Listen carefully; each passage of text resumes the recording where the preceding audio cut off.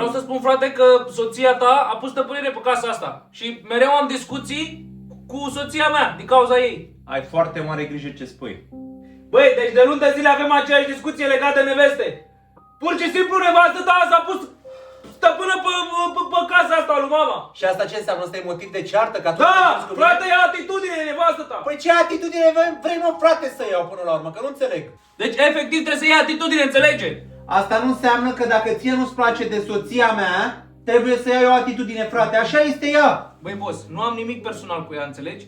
Eu sunt omul Ba da, care... frate, tu ai ceva Sunt personal cu omul ea. ăla care vrea pace în casa asta, dar e efectiv să ia de a mea într-una, înțelegi? Da, frate, așa sunt femeile. Acum, dacă noi trăim în aceeași casă pe care am ajuns de la mămica, asta nu înseamnă că trebuie să reproșezi lucruri de genul, da? Și nu mai țipa frumos că aude mama. Da, până acum tu ai țipat mai devreme și că aude. Pe lângă faptul că soția ta, frate, până să mă însor eu, mereu a avut atitudinea asta de a te depărta de mine.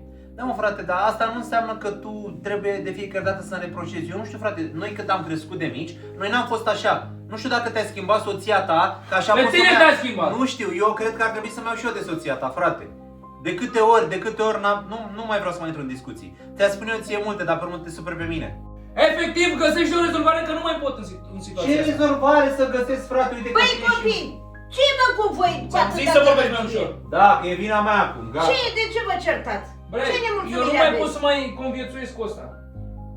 Deci, femeile noastre e bine că nu sunt acasă, dar efectiv nu mai pot. De fiecare dată Tot timpul e vina nevasta lui lui nevastă mea, crede tot că timpul. e casa ei. Da, s-a găsit tot Dar timpul nu să fie... se poate să vă certați, mamă, pentru așa ceva. Eu nu pot să stau să văd și eu un film din cauza voastră cu atâta gălăgie ce faceți. Hai, mămică, nu te De mai vă supăra, certați. chiar nu trebuie să te mai superi. Păi eu nu m-aș supăra, mama, dacă voi mă supărați și nu pot să văd și eu nimic ca la televizor. Bre, vreau să înțelegi că de când nu mai e tata și a murit tata, nevastă salul ăsta, parcă, nu știu, a intrat draci în ea, că nu mai mă înțeleg cu ea, nici eu, nici nevastă mea.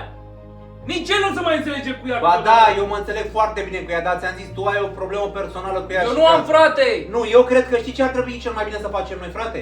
Noi ar trebui ca unul dintre noi să plece din casa asta Te și rog cu frumos, asta. hai, De ia ce să nevasta plec și eu? pleacă. De ce să plec eu? Până la urmă, cine e cu gura mare? Că tot ai căutat un nod în papură să ne certăm? Clar asta-ți dorești, nu? Și până la urmă, dacă e vorba pe asta, poate o să apelăm la justiție și toată lumea să fie fericită. Și nu o să stea nimeni în casa asta. Garantat, dacă plec eu, nu o să stai tu și dacă pleci tu, nu o să Ai stau și eu. figuri acum, nu? Normal, că mi se pare corect să fie așa. Băi, de... Nu, eu zic Nu că mă ar așteptam trebui la tine în chestia să- asta. Eu nu mă așteptam la tine să Cum spui să-mi treaba zici că asta. cu justiție cu asta? Bă, tăceți din gură, pupa bar, mama, nu vă mai supărați, mă, nu vă Uite, mai... vezi, pe ce că e bătrână și l-am pierdut pe tata, vrei să o pierdem și pe ea? Destul, mă, că sunt eu amărâtă, nu vă mai certați, mamă, pe casă. Din cauza lui, că el a început cu toată discuția asta. Ce vrei să fac eu?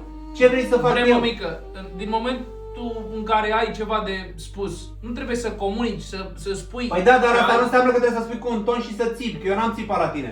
Mă uitam niște la televizor și ai început să reproșezi de nevastă mea. Repede. Păi dacă toată ziua o zăpăcește pe nevastă mea Tu și ce pe vrei, mine. frate, sunt femei, ce vrei să Păi fac? da, frate, de ce ai pus aia acolo, de ce ai pus aia acolo, de ce ai făcut, că asta e casa ei? Băi, că- până la urmă eu zic să pleci tu. Eu zic să pleci tu și gata. Pleacă din casă. De ce nu pleci tu, frate? Păi de ce să plec eu? Ești mai mare, dar tu ar trebui să pleci. E, Descurcă-te. na. Deci pleacă, te rog eu frumos. Eu zic să pleci tu și gata. Bă, copii, nu vă mai certați, mamă. Dar nu ne certăm, bre. Mamă, din cauza femeilor, voi vă certați amândoi ca frați? El a început. Mă, să știți că eu sunt destul de supărată. Bă, tu ești mai mare și ar trebui să pleci. Uite, De uite, ce să plec eu? să știi. Cum să pleci, matale? Lăsați-mă Unde să în pleci, pace. vrei și matale? Plec eu în lumea largă și se terminat, rămâneți voi. Stai, bre, nu pleca! Nu mai plec. Mămică, stai așa că ăsta e nebun. Gata. Bă!